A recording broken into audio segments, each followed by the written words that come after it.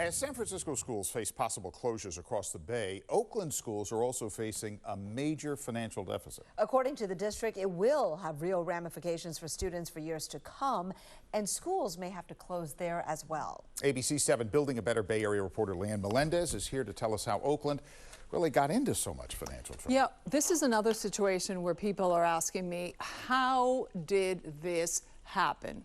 We know the answer.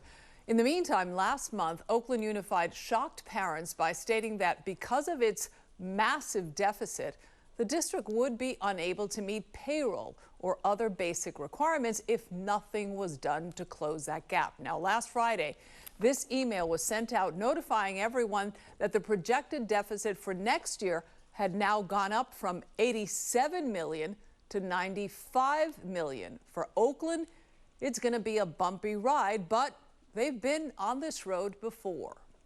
Oakland Unified's financial problems began more than 20 years ago when the state approved a $100 million emergency loan, the largest school bailout in California history. I think we're spending too much money on everything. Dan Siegel and Noel Gallo served as school board members during those tumultuous times. In 2002, when that school board had to approve a budget, they were given a wrong set of numbers by then Superintendent Dennis Chacones and his staff. These were the numbers, and we voted upon, supported it, and about 2-3 months later, the superintendent comes and says, well, guess what? We're $65 million short. How in the world did Oakland Unified lose track of that much money? We did not have an accurate system to keep track of funding. Oakland Unified was now at the mercy of the state. We had to give up local control. The board became completely powerless. Obviously, we lost our superintendent, and a state administrator came in. That state administrator then began closing schools. At the time, Oakland Unified had about 55,000 students. But parents fed up with the district's incompetence and low test scores, primarily in Oakland's low-income neighborhoods, demanded educational alternatives. That's when the district began approving public charter schools. As a result, student enrollment continued to go down, which meant less money from the state. Yet the overspending continued through the years. A 2018 Alameda County grand jury report found OUSD has been on average between $20 and $30 million in debt for the last 15 years.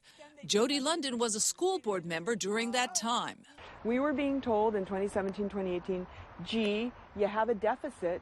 What are you going to do about that? A year later, another grand jury report found OUSD was spending less on things that directly affected students and teachers and more on central staff and consultants.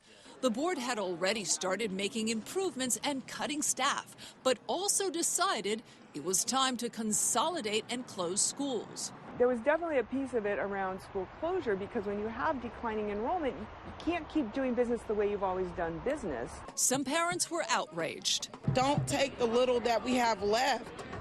We already struggle to have what we have. It's not fair. London and 3 other board members did not seek re-election, but left a plan for fiscal vitality with the new board. The board decided to close certain schools, right? And did the new board follow your plan? They actually, I think, backed off on some of it. Yes, they did not follow the plan, and they didn't follow the plan.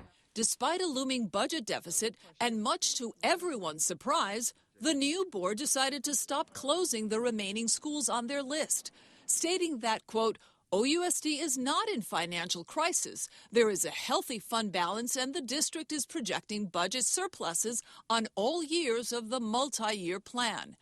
That's because they were counting on one-time state funds, which, by the way, have now run out. In a 2022 interview, former board member Shanti Gonzalez warned this would happen.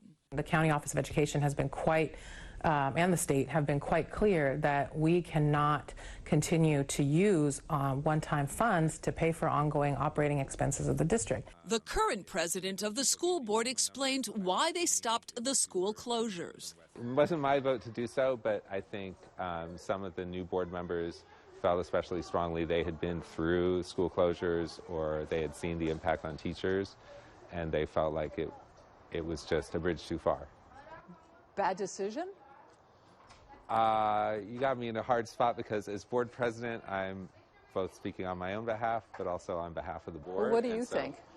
So as an individual, I think, you know, we can only kick the can down the road so far. According to the school district, kicking that can has led to a projected $95 million deficit for next school year. But despite years of fiscal uncertainty, the previous board and the current one also voted to increase teacher salaries, putting them on par with other districts.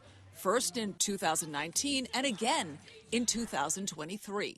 Today we reached an agreement to raise our compensation by 15%. In 2023, you know, actually when we had our significant increase, the district still ended with about $123 million in the reserves. Today, the district says their reserves add up to $118 million, but argue that using reserve funds to address a budget deficit is not a long-term solution. We do not have an alternative resource to help offset that. So we have to make these decisions. But despite this projected deficit, the superintendent's total package compensation will amount to about $600,000. But $600,000 is a lot of money, including the benefits, for a district that is now saying, you know, we're in financial trouble, wouldn't you say? Yeah. No, and I mean, I think, you know, one of the things we're going to have to look at next year is not just for the superintendent, but for all staff, senior staff, and administrative staff. Do we need to have furlough days? You know, I mean, there's all sorts of things that are on the table, because we're talking about very serious budget situation. The calculation, according to the school district, is that they will lose another 10,000 students in the next 10 years. Now, right now, Oakland Unified has about 35,000 students in those schools run by the district, not public charter schools. They're in trouble too. We're talking about the traditional public schools in Oakland, and things don't seem like they're going to get any better. Now, birth rates around the country going and California especially. Yeah, we've seen that's go down. Loss of funding. Yeah.